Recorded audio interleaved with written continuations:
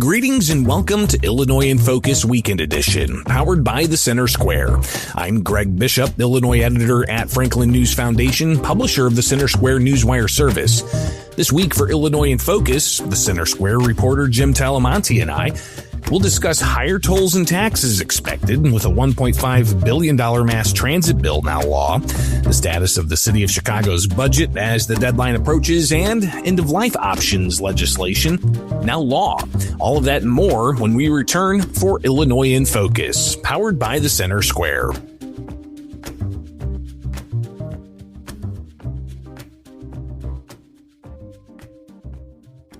Some people would call him a loser. He ran for state office. He was beaten. He started a business. He failed. He ran for Congress. He lost. He was nominated for vice president. He lost again. But he knew only those who never tried are the real losers. And Abraham Lincoln was no loser.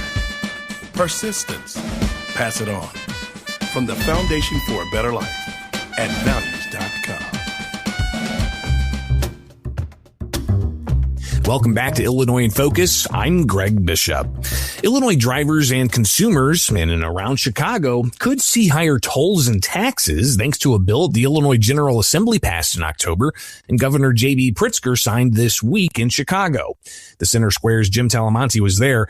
Jim, the governor says this will bring about a world-class transit system with accountability and a new governance structure. But what's the price tag for taxpayers and consumers, some of whom may never even take mass transit? Well, Greg, it's a great question. This is a $1.5 billion public transit funding measure and quite a package. And it's a lot of money. And one of the reasons there was a lot of almost unanimous Republican opposition is that the Republicans are saying that we need to address the governance and accountability first before providing these agencies with funding. Where you may recall, the Center Square had quite a series of stories covering transit discussions in the spring. The legislation proposed then included an unpopular retail delivery tax, so that legislation did not get across the finish line. Over the summer, the reported fiscal cliff, the big deficit transit agencies were facing next year, 2026, was reduced. We were hearing up to about $770 million for that fiscal cliff. It came down to about $250 million or so. And yet, lawmakers who've been working on this transit legislation for 2 years wanted to get it through in fall veto session, and this time they did. But when you talk about the price tag, a lot of the people paying for this, as you said, Greg, aren't going to be the people who use public transit. It's people for either who choose not to or just for whom public transit doesn't work. And this is mostly going to include, I think in large part, well, it's going to include a number of things. It's going to include, first of all, money coming from the state road fund to now be diverted to transit. It's going to include higher tolls, and we're looking at potentially much higher tolls sometime next year, kicking in on the Illinois tollway system. And also, we're looking at sales tax increases. These costs, in terms of the sales taxes, will be taken on by consumers in Cook County and the surrounding counties. So the Chicago area counties, 6 counties. So that part of the funding, the sales tax hike, won't affect people outside of the Chicago area. But so a lot of the criticism here is especially coming from people in the Chicago area, but not in Chicago specifically, or specifically not in parts of the Chicago area served by the Chicago Transit Authority, the CTA, which extends slightly into the suburbs in a few areas. But it's quite a big piece of funding, and that sales tax, like I mentioned, would be by 0.25%.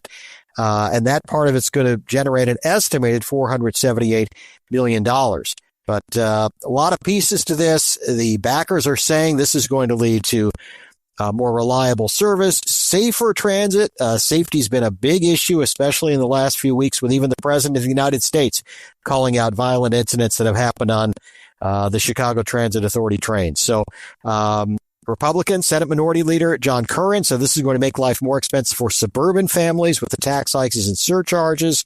And part of the Republicans' opposition here was that the transit decisions will be more heavily based in Chicago, specifically with the governor having more power now to have make these board appointments for the new Northern Illinois Transit Authority to essentially replace regional transit authority and oversee CTA, Metra, and Pace. There had been talk in the spring of going with one agency and ending CTA, Metra, and Pace and having it all under one umbrella. That did not happen, but it's still going to be, these agencies still exist, and they'll be overseen by NITA, the Northern Illinois Transit Authority, but the governor will have more power over the appointments now.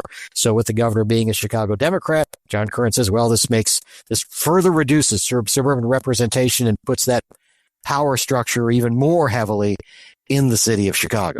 Jim, obviously, the issue of cost, something that's very much top of mind with people, and government accountability as well, taxpayers paying for these things. But then we get reports from the Office of the Executive Inspector General, highlighting a 30% increase in the number of complaints against state employees just from the prior year.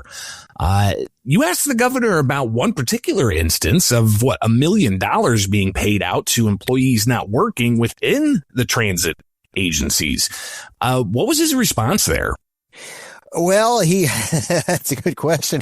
He insisted that this new transit board, will provide accountability, that this is now going to happen. He didn't specifically address the Chicago Transit Authority paying workers to not come to work, to the tune of $1 million over the past 5 years. So he didn't specifically get into that, but he insisted that this new legislation will address accountability. Having said that, however, the accountability aspects of the legislation aren't really kicking in for a couple of years. So what happens between now and then, it's hard to say. But as you mentioned, wrongdoing complaints against state employees going up, and you know,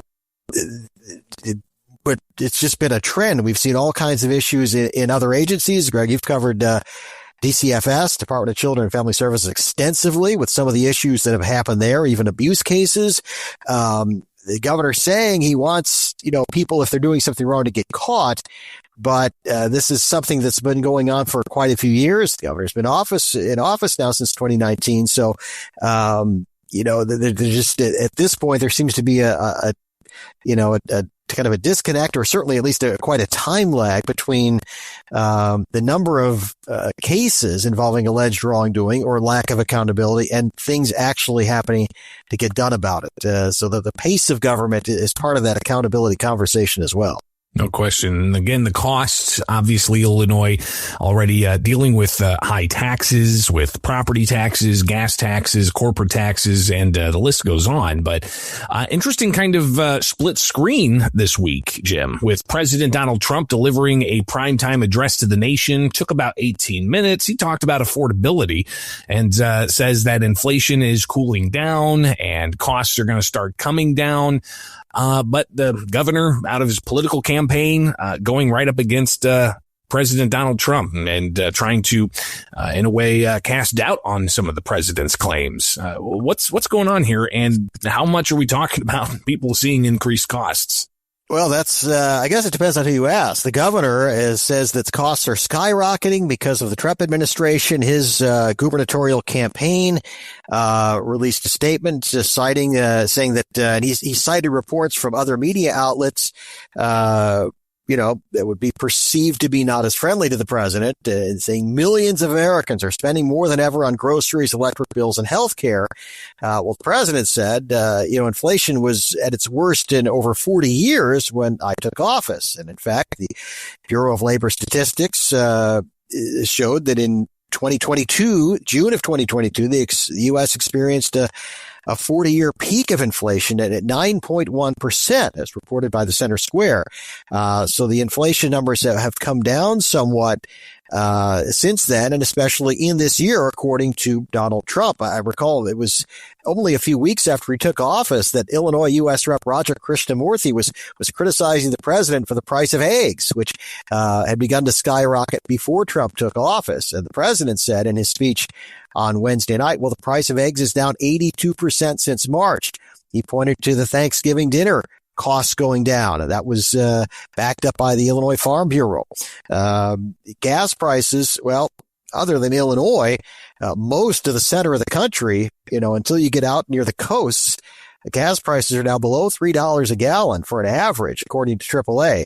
Illinois is that one state in the middle of the country where we're still a little bit over $3 a gallon. So, again, if you ask the governor or Illinois Democrats, they're going to say it's because of tariffs and the Trump administration. If you ask Illinois Republicans, they're going to point to the governor's energy policies and how that they've driven costs up, and our gas tax, which since the governor signed legislation a few years ago, we have that automatic increase every year, and we're now up to number 2 in the nation for the highest gas tax of the 50 states. We're number 2 out of 50 for highest tax. So, depending on who you ask, I guess that's where the blame goes. But both sides are taking shots at each other, and affordability is that catchword. You know, we hear as we get close to elections, certain phrases you hear from often both sides. It's working families, and the newest one seems to be affordability, and both sides are really zeroing in on that as we look forward to primary elections in Illinois, only 3 months away, less.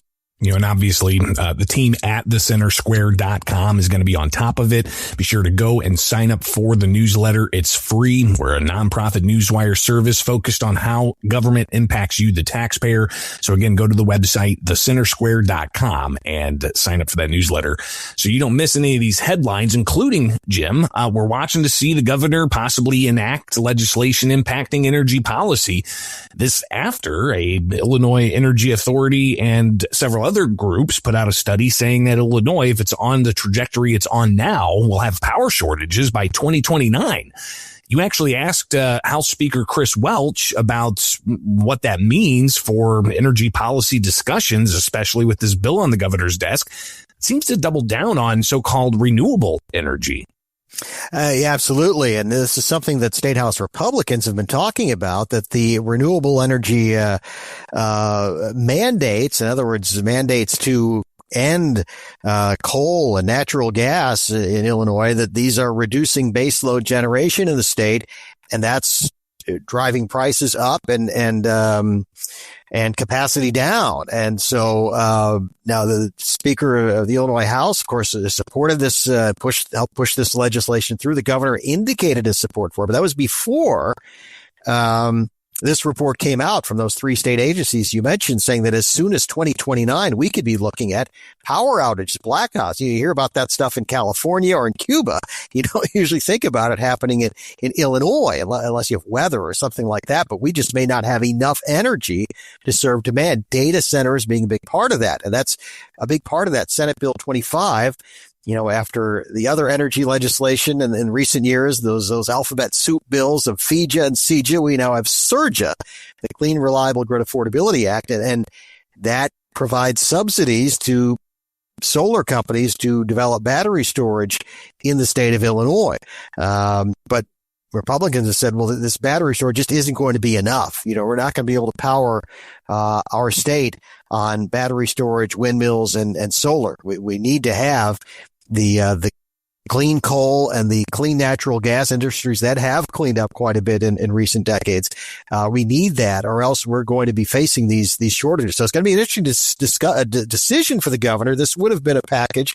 I think it would have been something he obviously was going to sign at some point. But with these reports now from IPA and ICC and the IEPA, you know, could there be some discussion? Could this get sent back for some perhaps renewed discussions? Even if it is signed, you have to think there will be some renewed discussions when the legislature comes back in January about energy, that this is going to be just because of the affordability issues that we've had last summer with electric bills just skyrocketing. And now potentially, if the state doesn't roll back some of these mandates, we could be looking at not only just higher prices, but also just not having electricity at all from time to time.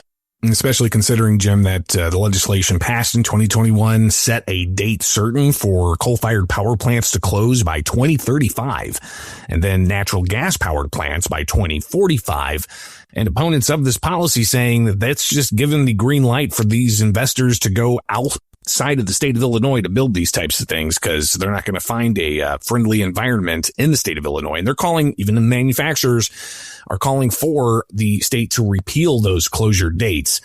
Clearly, this is something that's not going to go away. Even as you said, the governor, if he was to sign this energy legislation, which could come sometime this week. Of course, we're recording this Thursday, heading into a holiday week next week.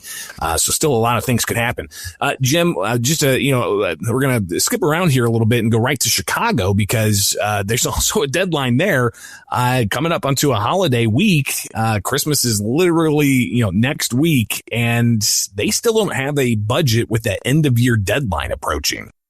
Yeah, it's been quite a story to follow here, especially over the last month or so, because it was last year about this time that the budget was, after some discussion and back and forth, it was pushing the envelope last year. This year, December 31st, the mayor's administration has said they're preparing for if there's no budget and if people aren't getting paid, but certainly some city services aren't going to be available. What it will happen, we don't know. If the city government essentially shuts down, some aldermen are already calling it the Johnson shutdown after the mayor. Of course, the mayor says it's aldermen who've been unwilling to work with him and who've come cramming at the last minute here, trying to get their own budget through, saying he will not balance the budget on the backs of working people. And he has pushed this corporate head tax that aldermen have taken the vast majority now have taken a stance saying we're not going to do this corporate head tax. Even many Illinois Democrats, including Comptroller Susana Mendoza, said this will chase jobs out of Chicago if you do this. So a standoff there, and the aldermen try to go over the mayor and get enough votes to override him with their own budget, which also includes tax increases. So, and as the comptroller told me, so they need to be looking at cuts here. And a few aldermen have said that as well. But still, the Chicago budget much higher than it was a few years ago. And it doesn't seem like that's going to come down. The question is, will either side be able to get their spending plan through, or will we go into the new year without a budget and potentially we just don't know what the effects will be again on could even emergency services, could even police be affected? Well, we don't know. So the possibilities are, your imagination can really run wild on what the city might look like in January if there isn't a budget approved by New Year's Eve. Definitely something that you'll be able to stay up to date with even through the holiday at thecentersquare.com. Jim, obviously, as we cover what happens in Illinois with Illinois in Focus and the team here, we watch how legislation gets brought up and debated at the State House. We also watch how this legislation can be enacted and the debates even after a bill passes. We saw that play out considerably with the measure that allows for individuals who have been given a 6-month to live diagnosis, the ability to end their own life. Opponents call it physician-assisted suicide. Proponents call it end-of-life options for terminally ill patients. Either way you look at it, it's a pretty controversial issue, and it's something that hasn't only happened in Illinois. Also this week, you had New York's governor signing legislation for end-of-life options. This is something that has brought out some interesting voices on all sides of this, Jim, as we delve into this particular story. Illinois Governor J.B. Pritzker signing that measure on Friday. Right. He did it on a Friday. No press availability that day. Followed that announcement with a separate announcement of more than a dozen bill signings, including a decoupling from the federal tax code, other measures that were worthy of their own stories. So you had the release on a Friday, and then you had the release of these other bill signings. The next press availability with the governor wasn't until Tuesday in Chicago, after he signed the transit legislation. So, of course, that press conference with the Speaker of the House, the Illinois Senate President, numerous lawmakers and other, civic individuals, transit union, labor unions, et cetera, et cetera, et cetera. So most of the discussion after that bill signing was either about the transit package or about the return of Customs and Border Protection. At least, Jim, I'll just interject, at least from the Chicago media. The governor was in Springfield early in the week, and I was able to ask him about the package of legislation that he signed on a Friday afternoon with no press availability. And I asked him about the assisted suicide measure. And he kind of reiterated what he had said in the past when asked before he announced that he had signed it, saying it was about compassion. It was about hearing all sides and the tragic stories that people are having to deal with of loved ones at the end of their life, not being able to have a certain level of dignity. But Jim, I mean, the governor saying he heard both sides on this and he thought about it in great detail with compassion at the forefront. There were a lot of voices coming out from the government side, from the advocacy side, from the religious side, all raising substantial questions about this measure. Now, again, this also happening in New York, where New York's governor seeming to essentially pass and enact a very similar law that has some guidelines and some guardrails, saying that you have to get 2 doctors to sign off. You have to be of sound mind. A doctor prescribes it to you.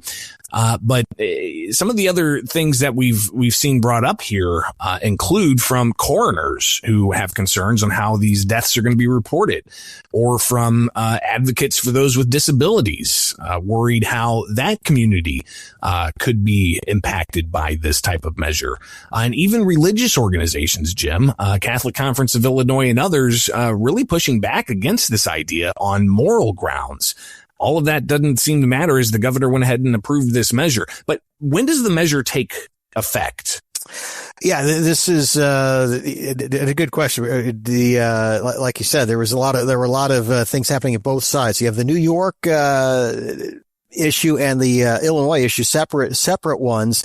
In terms of our reporter Katrina Barker covered this in Illinois, and so that's going to take effect September 12th, 2026. That's when the option for doctors to prescribe life-ending drugs will be available in Illinois. So New York Death with Dignity came out with a statement as that announcement was not too far after the Illinois announcement. But we're looking at September of 2026. But you're right, disability groups were opposed to this. Recall when this was up for discussion in the spring, one disabled individual said that their life would have been over had this option been available a few years ago.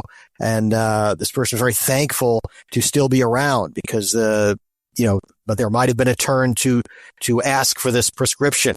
Others have expressed concerns that the medication, once it's prescribed and given to the person who's going to take it, that it could end up in somebody else's hands, and that there aren't enough guardrails. The backers of the bill say there are guardrails, but opponents say not so much. And then you mentioned coroners having concerns, and one Illinois state rep is a practicing physician, Bill Hodder, and he said the whole process stinks. It was passed in Illinois in the dead of the night at the end of fall veto, when the other major bills we've talked about, transit and energy, energy may have been passed by that point. Transit was still up for discussion.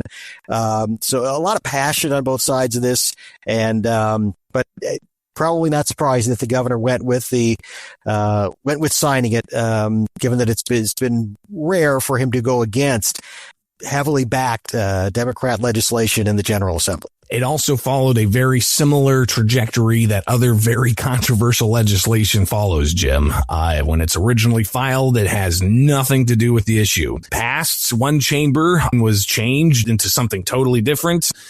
Well, Jim, that's all the time we've got. Of course, Merry Christmas to everybody out there and happy holidays. The new year is just around the corner, and I tell you, it's going to be an exciting 2026, and we're excited to cover it for you at thecentersquare.com. Jim, thank you so much for joining us. Listeners can keep up with these and many other stories at thecentersquare.com.